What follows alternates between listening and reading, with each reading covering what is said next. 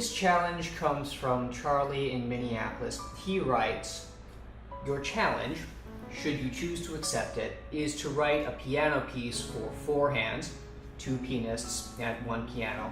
You're also encouraged to work the number 4 into your piece in other ways, like the harmony, rhythm, or form. The best pieces will be formed by Susan Sue and Franco Holder here in Minnesota on May 4th.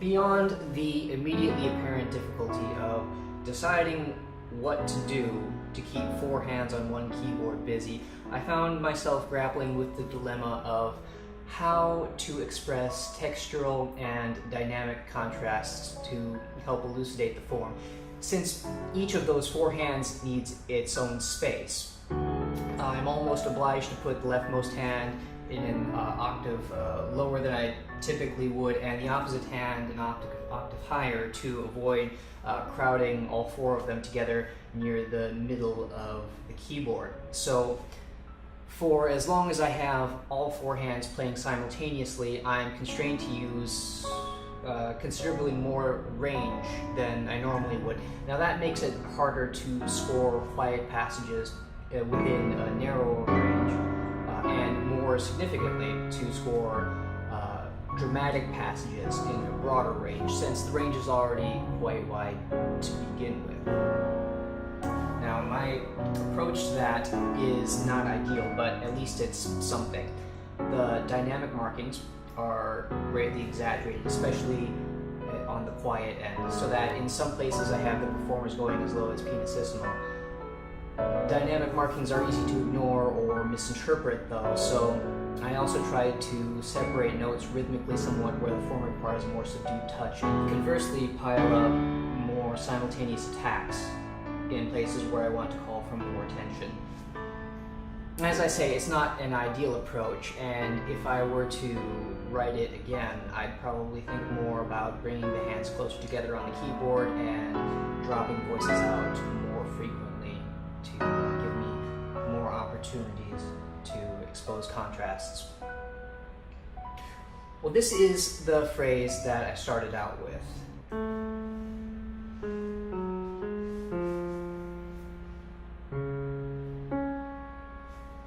It's a somewhat irregular phrase, and I had it in mind to use it as a developmental digression from which I could pull materials to shape into a more expositional bookend later.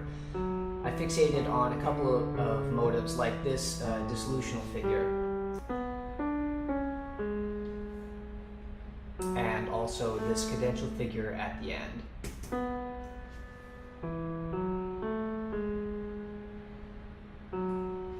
These I rewrote as a more regular phrase in the relative major and put before and after my original material.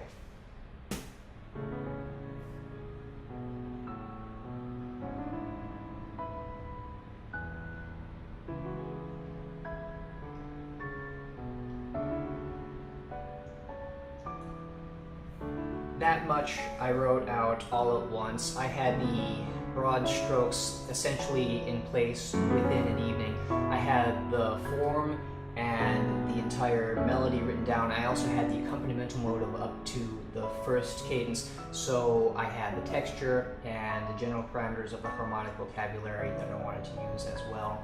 That meant that when I put it down and came back to it a few days later, there was enough information on the page to continue to make consistent stylistic choices, even though when you do that, when you put things down and pick them up again, you're almost assured to forget some of the material that you had in mind, as long as there's enough suggestive information on the page.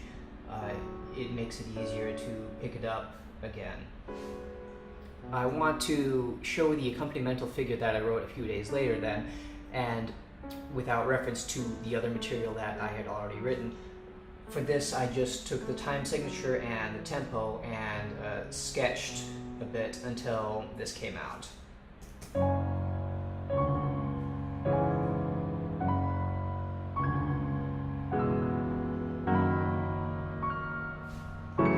That little ornamental figure in the low voice has a destabilizing effect that I found quite useful for differentiating the digressionary phrase from its antecedent.